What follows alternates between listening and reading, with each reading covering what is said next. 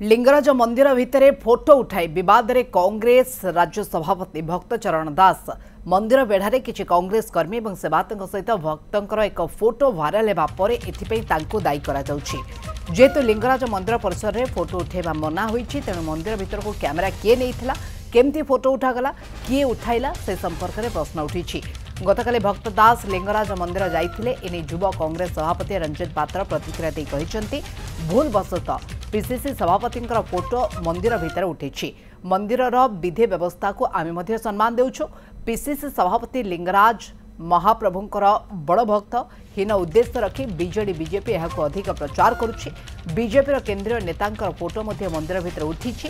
एबे जेउ माने विरोध करुछंती सेतेबेले से नेता केउंठी थिले बोली प्रश्न करिसंती युवा कांग्रेस सभापति।